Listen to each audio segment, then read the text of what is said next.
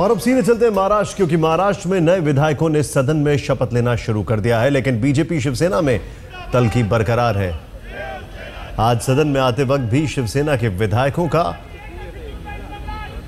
तेवर विपक्ष की तरह ही दिखा। राजस्व मंत्री एकनाथ खड़से को देखते ही शिवसेना के विधायकों ने नारे लगाए और उन्हें हरे रंग की स्कल कैप दिखाई। हम आपको बता दें कि हाल ही में खड़से ने कहा था कि राज्य के सरकारी स्कूलों में उर्दू पढ़ाए जाने की वकालत की थी उन्होंने और कहा था उर्दू पढ़ाई जानी चाहिए।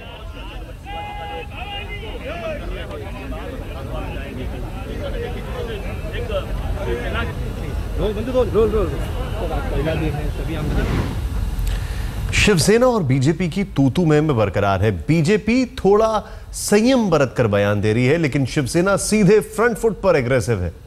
आइए देखते हैं क्या कुछ कहा दोनों ने।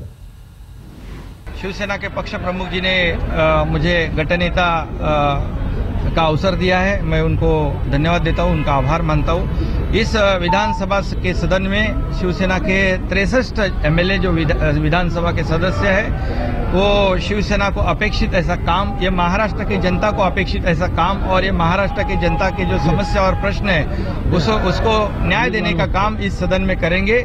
और एक शिवसेना पक्ष प्रमुख जी की जो अपेक्षा है उसे खरा उतरने की कोशिश हम सब लोग मिलकर करेंगे। ये 63 एमएलए जो है एक टीम की तरह इस सदन में काम करेंगे। यही जोश 5 साल देखने मिलेगा, यही जोश 5 साल देखने मिलेगा। आज तो देखा है, उससे और बढ़ेगा। लेकिन क्या जोश सत्ता में देखने को मिलेगा या विपक्ष में देखने को मिलेगा? वो तो उद्धव जी का अधिकार है, ये निर्णय उद्धव जी लेंगे।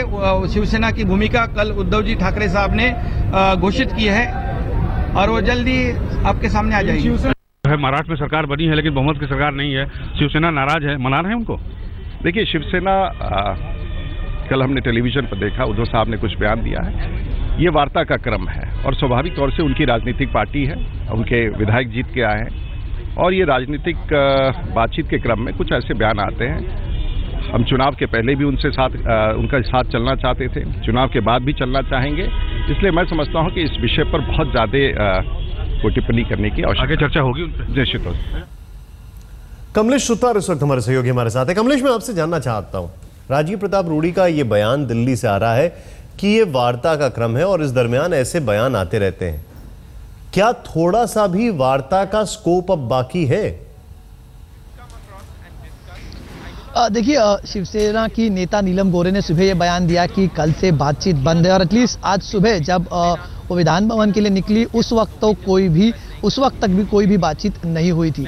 दूसरी बात यहाँ पर बताना जरूरी है कि जिस तरह से शिवसेना का आज पहले ही दिन रवैया रहा है, शिवसेना पूरे विपक्ष के मोड़ में जाती हुई नजर आई है। पहले दिन पे शिवसेना के विधायकों का प्रवेश हो, आज फ्री सीटिंग होने के बावजूद आज सीटिंग अलॉटमेंट नहीं हुआ है, बावजूद इसके शिवसेना के विधायक ऑपोजिशन के बेंचेस पर जाके बैठते और दूसरी तरफ दिवाकर रावते जैसे एक वरिष्ठ नेता शिवसेना के राजस्व मंत्री और भाजपा के वरिष्ठ नेता एकनाथ खड़से पर हमला बोलते, उनके लिए ग्रीन स्कल कैप लाते हैं। तो ये कहीं ना कहीं वो मनमुटाव दिखाता है, दोनों पार्टियों में दूरियां अभी भी बरकरार है।